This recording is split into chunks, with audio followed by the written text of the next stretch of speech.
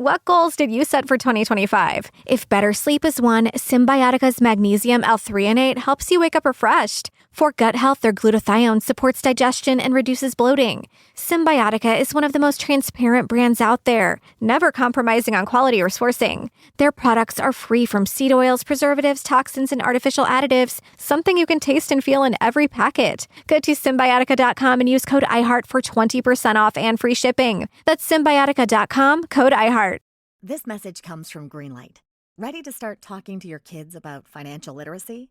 Meet Greenlight, the debit card and money app that teaches kids and teens how to earn, save, spend wisely, and invest with your guardrails in place. With Greenlight, you can send money to kids quickly, set up chores, automate allowance, and keep an eye on your kids' spending with real-time notifications.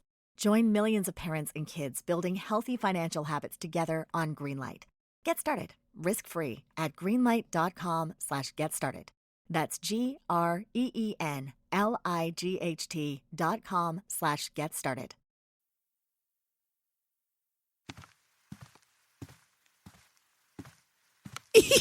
Shut up, here he comes. Okay, are you guys ready to?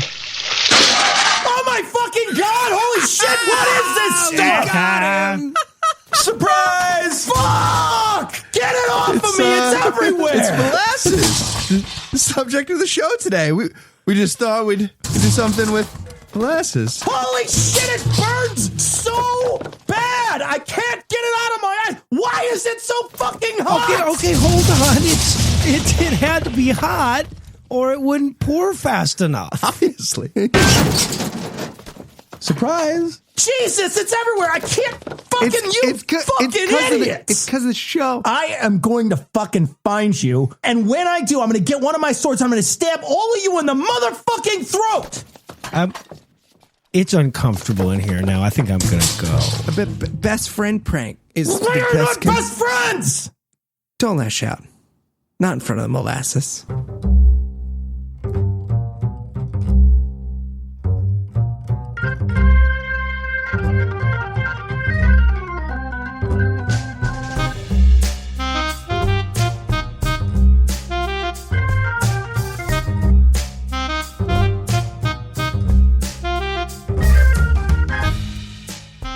Hello, and welcome to Citation Needed, the podcast where we choose a subject. Read a single we do a fun thing where it's different every time. Read a single article about it on Wikipedia and pretend we're experts, because this is the internet, and that's how it works now. I'm Eli, which you already know by my squeaky voice and the sounds of the machines helping me breathe, and I'll be desperately hoping they'll hold out long enough to help walk you through another meaningless wiki entry that can serve no greater purpose than to get you to nail a random 5 you impress at trivia night. But I'm not alone in this endeavor to get podcast nerds laid by women with low standards for personal hygiene. No. Joining me are two men whose combined disgust and disdain for the human race could power a small city. Noah and Tom. I'm just saying, if you want to avoid rolling brownouts, just feed the ugly people into the incinerator. It solves so many problems. Or the stupid. Yeah. But I feel like between the two of us, Eli, I feel like that city would be more of a good size than a small. I don't know if that was the word that you were looking for. Get your facts straight. And they said we'd never do the eugenic episode. And also joining us tonight. Oh, we will. And also joining us tonight are two men who can buy their pants in the regular size people sections of stores and won't stop bragging about it. Heath and Cecil.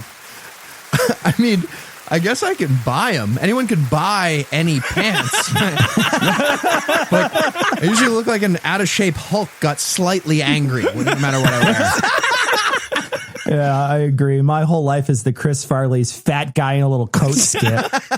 Based on the outside perspective of you and Tom's relationship, I think a lot of Tommy Boy is your life at this point, but you really have no one to blame but yourself. Like, I really can't emphasize. Now, before we begin, I want to take a moment and say thank you to all the people who don't donate to this show. Truly, from the bottom of my heart, Thank you. Thank you for not caring if my adorable pug, Marjorie Tyrell Bosnick, eats tonight. Thank you for your callous indifference to Tom's horrifying financial and personal choices. Dog has a middle name. Marjorie Tyrell Bosnick.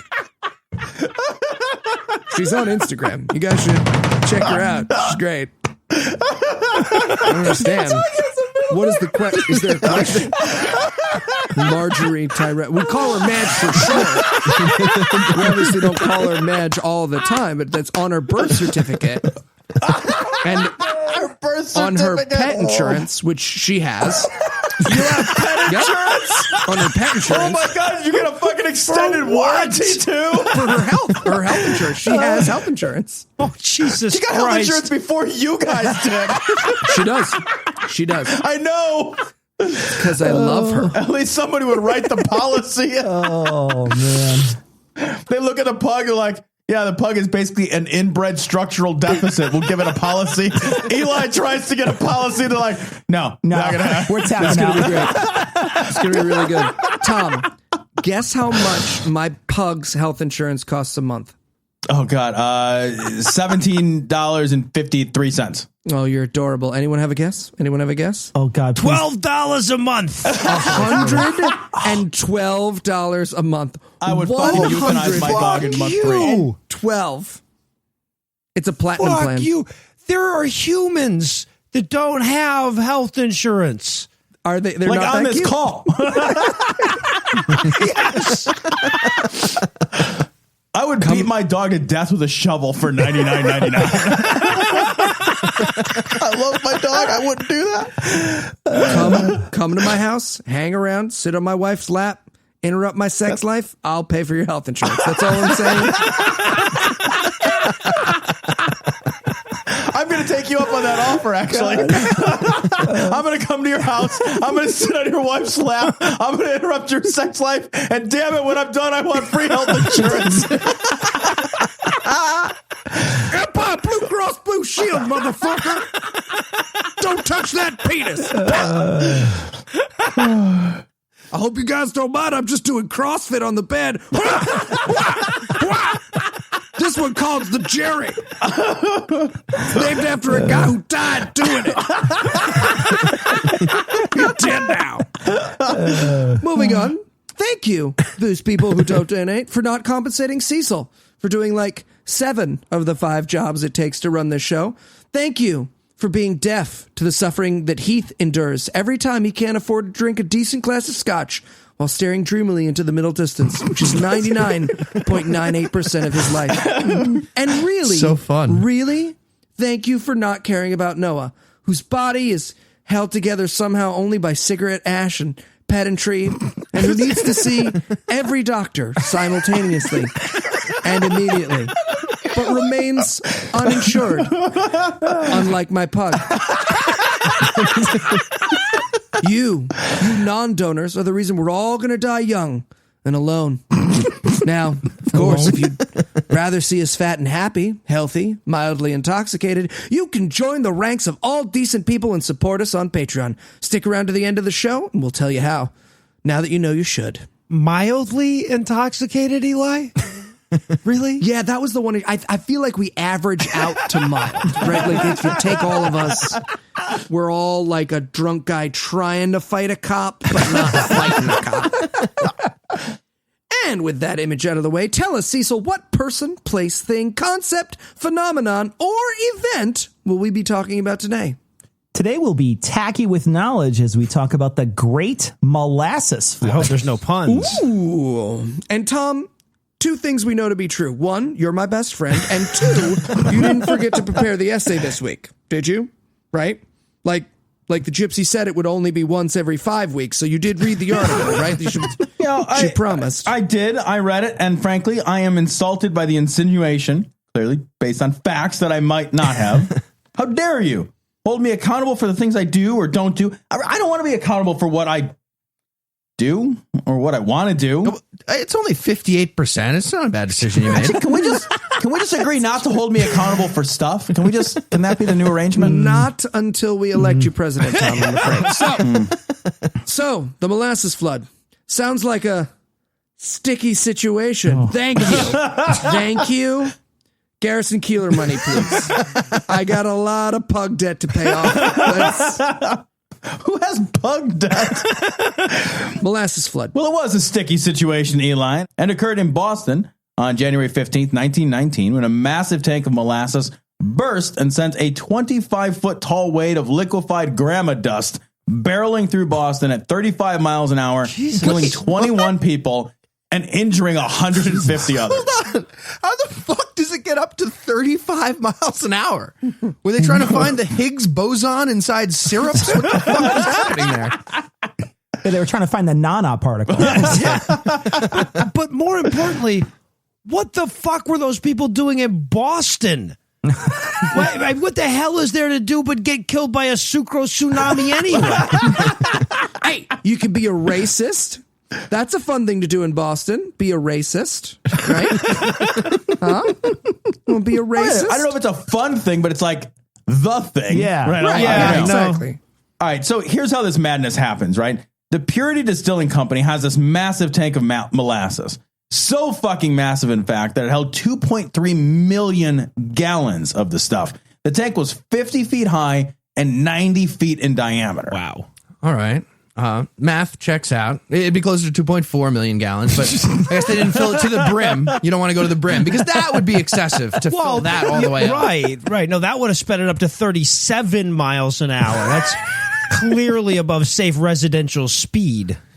No, and in Boston that molasses would have gotten pulled over. Oh, yeah.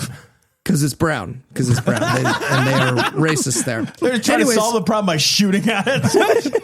Fascinating story so far, Tom. Yeah, Killer fell up to New Coke. Thank It's you. tough. I made it tough on him. Yeah, I know. I'd hate to follow that act. A wave of sugar that destroyed lives. There's a theme. And as much as I'd like to hear about the hypotenuse of the tank, which I'm sure Noah and Heath were just about to argue about, tell me, what possible use would anyone have for that much molasses? Right? You wouldn't have a diagonal. That's whatever. If you think I know what hypotenuse means, you are wrong. Well, for alcohol, Eli, like all good things that quickly turn tragic. Jean. No. Benet. No. Ramsey. No.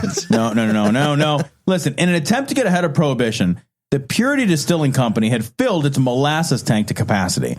Well, over capacity as it turned out, because molasses can be fermented to make rum. It's a key ingredient for other types of alcohol, and it's also used for ethanol, which is a key ingredient for munitions. So really, they were covering both sides of the Prohibition equation, actually. The Purity Distilling Company, perhaps poorly named given these motivations, was getting ready for a very weird party. Okay, well, kind of judgmental. Maybe we just say party. Whatever type of party. So the molasses tank itself was constructed shoddily, like crazily shoddily, right? The thickness of the walls of the tank were only half as thick as they should have been, which the Wikipedia article even says they qualify that by saying even by the lax standards of the day, not just by like how thick it actually should have been, but like, in 1919, and the steel itself lacked manganese, which I don't know what that is, but it sounds important. And it turns out without it, the steel is very brittle. Yeah, we should have seen the first tank they made. It was just made out of child workers. It leaked like a sieve. They're just holding fucking hands, More like leaked like a Steve. One of the kids in the joke is named Steve in this.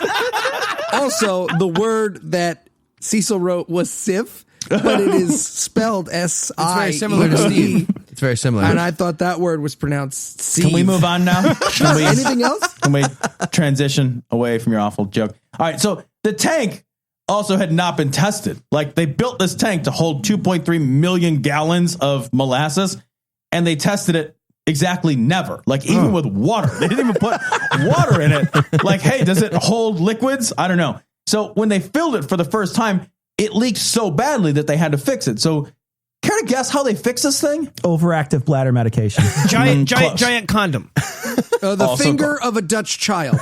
Very Named Steve. lead, a duck. Build a bridge out of Small her. rocks. They just crossed their fingers in front of it. No, almost as stupid. They just painted it brown. That's What? That's how they fixed it. Because it'll look the same color as what's leaking out of it. now. Because paint to get brown, that's how you fix giant metal cylinders that are under incredible pressure, just like with brown paint. The thing leaked so badly, in fact, that the locals would show up and they would just fill their home like molasses containers. I don't know. Like I have the same molasses I've had for like fucking 30 years, you know? Like how much are they using? But still, they'd fill it from the leaking tank. Hey man, are you stealing? No, I brought this. I brought this can of molasses with me. I came with This it. country does have a rich tradition of blaming failure on brown things. So, and an equally rich tradition of not using a condom when that would have worked better. No brown things joke. Okay, we're moving on. All right, good. I wrote it and I was like, why? He's going to cut it out. So why even bother? Save it for the eugenics episode. So this tank was only ever filled to capacity 8 times since it had been built. And this is not good because that meant that the tank was placed under intermittent cyclical stress. Now, I don't know exactly what that means, but I know from context that that's not a good stress. That's not a good one. Let me try to explain it, Tom. Imagine eating fiber only 3 times a year. Your colon has intermittent cyclical stress. So No, you're dying is what I'm saying. You're dying. I don't want to. You always say that to me. You always say that. Quick question. It hurts. Does the sleeve around the Hot Pocket count as fiber? Oh, absolutely. The cardboard one? Totally. Yeah. That basically is Raisin Bran. So, Tom, what happened? So wait a minute. I want to go back to the fiber. Like 3 times in the same year? Like that seems excessive. Like yeah, that's crazy. a lot Don't of listen to fiber. Jogger Man over there. a Talk lot. about the molasses Fiber. tank killing the people we don't care about. You're a ghoulish Jogging motherfucker. and eating fiber, drinking water out of a weird bottle you can eat. I don't even know what you're talking about. Edible water bottles, way of the future, where all my money is, my friend. You're gonna go broke. Check them out. It's that and pug insurance. So just days before the disaster itself, they've got this huge tank of molasses, and then they add like warmer molasses to the tank. And then later, the outside air temperatures rose unseasonably. This happened in January to above 40 degrees. Did they add champagne yeast to it? What the fuck? Well, they nearly did, right? Because fermentation began to occur naturally within the tank. Shit. And a side effect of fermentation is carbon dioxide, which only serves to increase the pressure inside the aforementioned shoddily built storage tank. What the fuck is happening at this place? Like, okay, we got 1 million gallons of hot molasses for you. You want to cool it down or just pour it right in? They're like, all right, what are we, fucking babies? Yeah, start pouring it in. Cool it down. Take it. Now we have 2.3 million gallons of fermenting molasses sitting in a shoddily built storage tank. The pressure inside the tank eventually proved to be too much. And at 12:30 in the afternoon, the tank, probably thinking its girlfriend had stepped outside, finally relaxed and burst forth, sending 2.3 million gallons of molasses blasting through the street. And the tank was all like, I'm so sorry. That's never happened to me before. I don't know. It's because Boston's such a pretty city. Now, the collapse was so severe that it caused the ground to shake. It sounded like a sustained thunderclap, and it sent rivets flying from the destroyed tank with a sound like machine gun fire. Yeah, that's why they won't let me wear button-down shirts to the buffet anymore, too. After that time. Yeah. Ping, ping, ping, ping, ping. Yeah. Somebody loses one eye and it's like a thing now. Ooh, look at me. I'm Cecil. I can wear a button-down shirt without looking like I'm turning into a werewolf now. Tom, continue. I will. Werewolf is spelled WEARWOLF here. Well, the wolf is wearing the clothes. I know. Yeah, It's pretty great. Makes sense. It's Tom. pretty great. Makes sense. To be exact. Yeah. It's amazing. All right, you guys know that phrase "slower than molasses"? Heath does. Does not apply in this case. The molasses rushed through Boston at 35 miles an hour. This wall of sticky goo, 25 feet high. Oh, it was Jesus. so powerful, it knocked buildings off the foundation and then crushed them underneath the wave. a truck was hurled by molasses hurled into the Boston Harbor. A railway car was knocked over, and the steel girders of the elevated railway system nearby were mangled beyond recognition. All right, we get it. Some light property damage. Much ado about nothing. Good topic, Tom. All right, seems like a good time to take a break, make some sugar cookies, and enjoy our interstitial skit music apropos of nothing.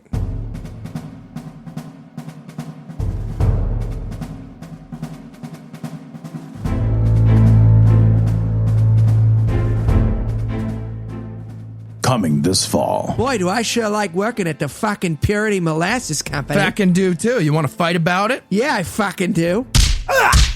A small, sleepy town. I'm one of them weird, shrewy sounded horrible women. As am I. I somehow have a woman mullet. And disaster about to strike. Ah, that was a great fucking fight we just had. What should we do about this leaky fucking tank? I fucking told you, bro. We paint it brown, and then we go home to weird brick houses filled with baseball memorabilia we are convinced will grow in value. Summer 2018.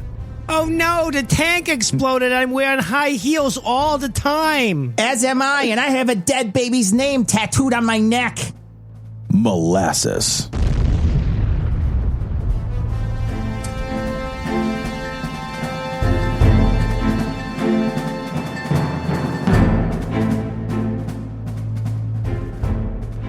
Well, Tom, I think you were boring us with a disaster that could easily have been solved by a sufficiently sized pancake. If you could put molasses on. I don't know. My dad had a job, so I don't know what molasses is for. It's not my thing. Well, it could, Eli, but it'd have to be a pancake made by Satan himself, because in addition to the, as you put it, light property damage that we discussed, this tidal wave of slime moved so fast that it had a sort of blast wave in front of it. And according to reports, people in front of the molasses were picked up and hurled by the air itself in front of this delicious tsunami. Others had debris hurled at them by the sweet-smelling tornado of destruction. Plus, you had 1919 Patrick Swayze on a surfboard. It's like, stop snaking my wave, brah. 100% pure adrenaline. Surfboard's just stuck in the same spot the whole time, kind of sideways, moving along. He's like, man, it's the 100-year wave. Except for in this case, it takes 100 years for the wave to actually go down. All right, but this massive molasses flatulence Name of my Rush cover band, by the way. was hardly the worst of it, right? Here's a quote from the Boston Post. Molasses, waist deep, covered the street and swirled. This is the Boston Post. I don't think they would have sounded like that. I can't do that. Molasses, waist deep. I can't do it. I just can't do it. I can't. Molasses, waist deep, covered the street. That's definitely not what they sound like. You have been to Boston. Molasses waist deep covered the street and swirled and bubbled about the wreckage. Here and there a struggle to form. Whether it was animal or human being was impossible to tell. Only an upheaval, a thrashing in the sticky mass showed where any life was. Horses died like so many flies on sticky fly paper. The more they struggled, the deeper in the mess they were ensnared. Human beings, men and women, suffered likewise. Before I say anything else, I just want to say the writing on that fucking Boston Post article is so much better than the fucking writing. Right? But I also want to point out, too, human beings, men and women is the quote. We're cool with molasses fluidity, but not gender fluidity. What the fuck? Thank you. Just some guy. She's drowning. Sorry, they are drowning. Zero drowning. Sorry, I'm so sorry. And Jordan Peterson's just frozen on the side. He doesn't know what to do. You know? He's just counting his money. Well, I'm fine.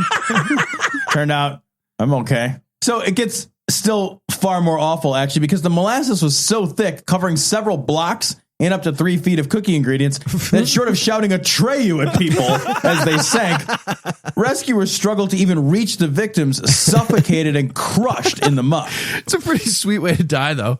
I feel like I'd be cool with it, just like slowly sinking down, licking my fingers, doing a thumbs up like the Terminator. That's good. All the rescuers are just throwing licorice ropes at him. Giant lifesavers tied to the end. No. I don't think we take the time to really appreciate on this podcast enough how chill Heath would be about drowning. So Delicious drowning. So what kind of aftermath are we looking at? We won a baseball game kind of stuff, or we lost the baseball game kind of stuff? What do we? Remarkably similar. This is Boston in I don't actually know the 1919. difference. There's about 100 years of losing at baseball for Boston starting right about now. Yeah. Fuck. So injuries from this mess range from crushing injuries in those that were smashed by this molasses wave and attendant debris to just like instant lung diabetes, like as many tried to fit air in between these sugary lung sips that they had to take.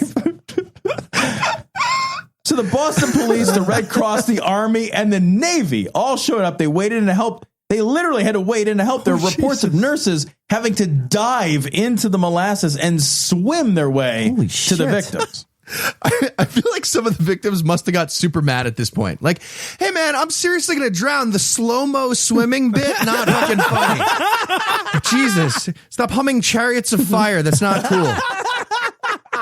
So 150 people were injured, and makeshift hospitals had to be set up in nearby buildings, like the ones that weren't like crushed by the wave of molasses, right?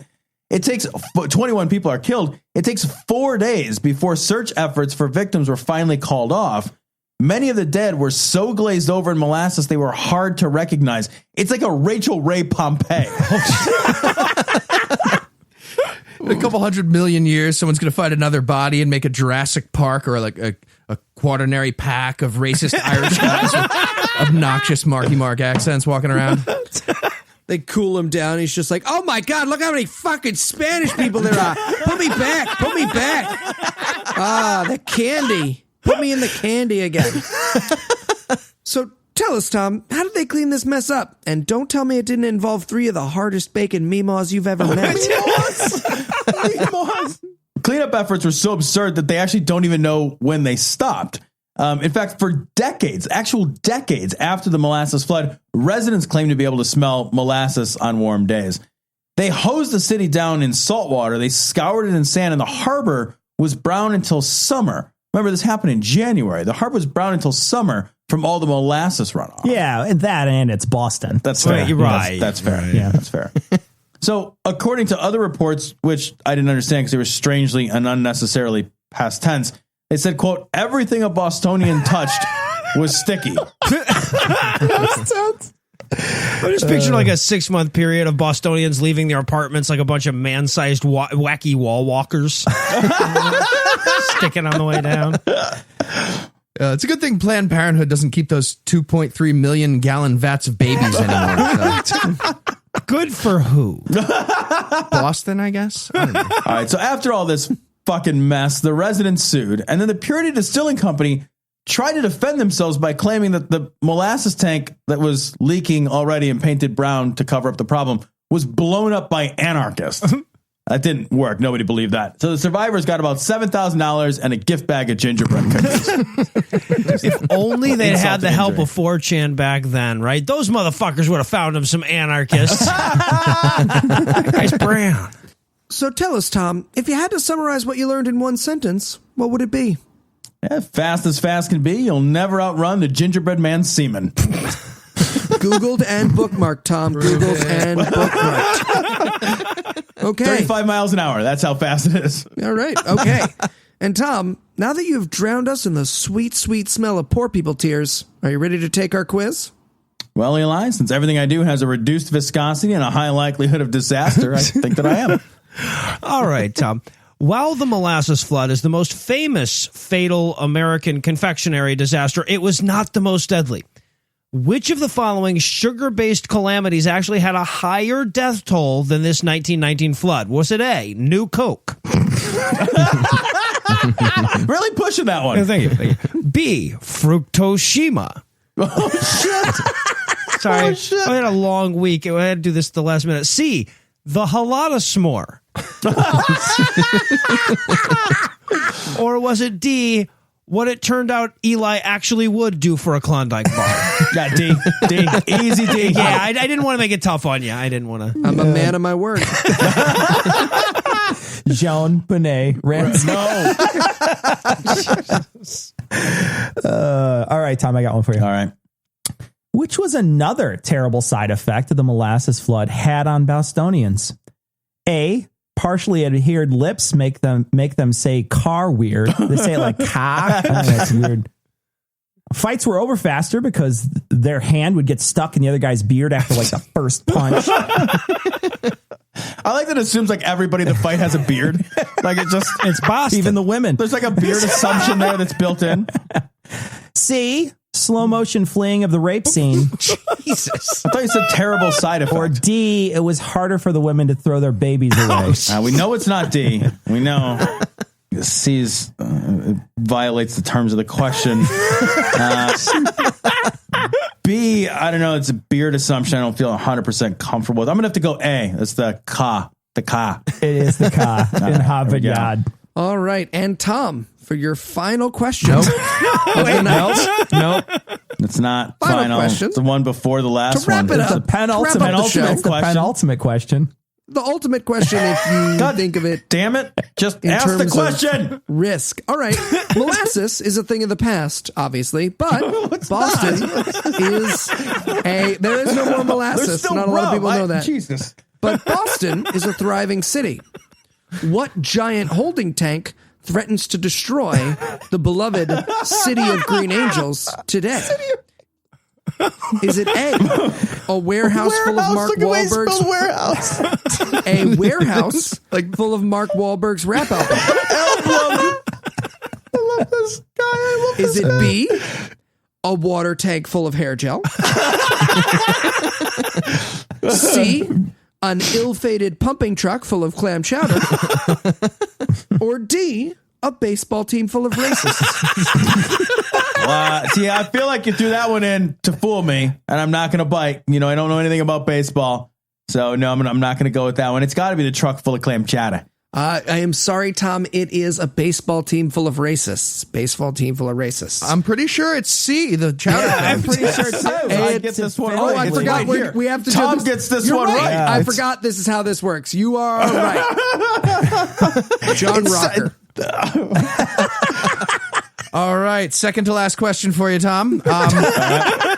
So, getting killed by a rogue wave of molasses is obviously hilarious. Which of the following food-based deaths would also cause laughter at the funeral? Would it be A, somebody getting hit by an actual train full of gravy and dying? Is it B, Sean Spicer dying from an embolism?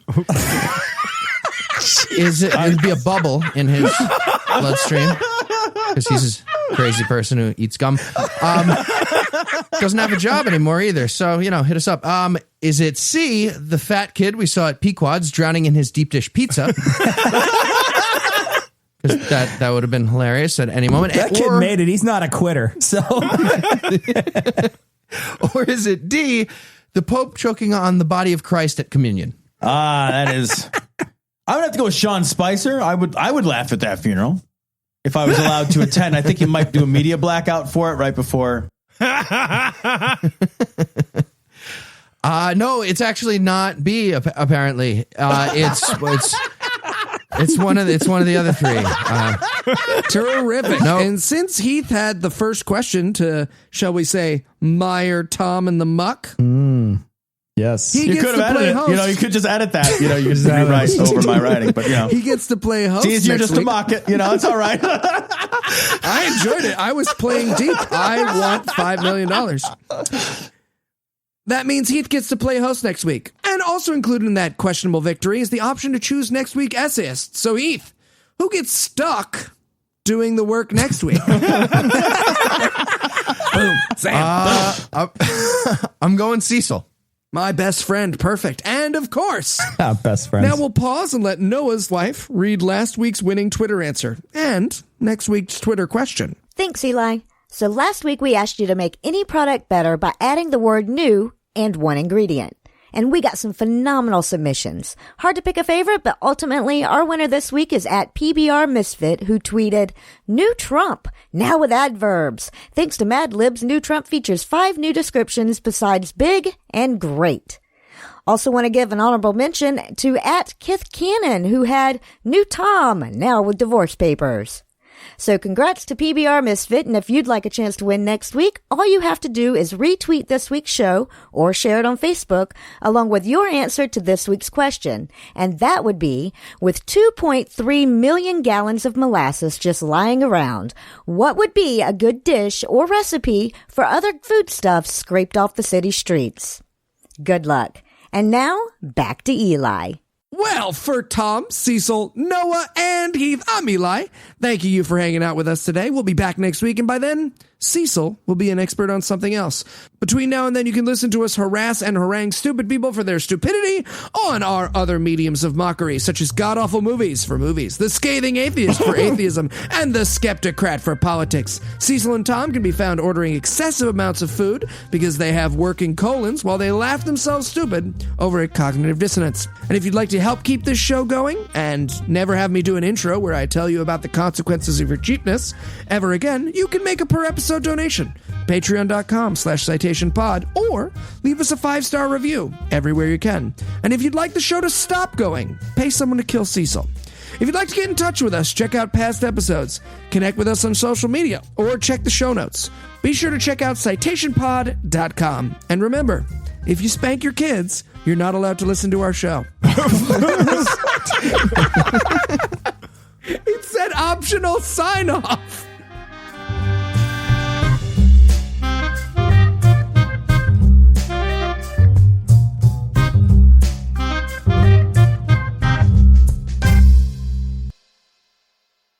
This message comes from Greenlight. Ready to start talking to your kids about financial literacy? Meet Greenlight, the debit card and money app that teaches kids and teens how to earn, save, spend wisely, and invest with your guardrails in place. With Greenlight, you can send money to kids quickly, set up chores, automate allowance, and keep an eye on your kids' spending with real-time notifications.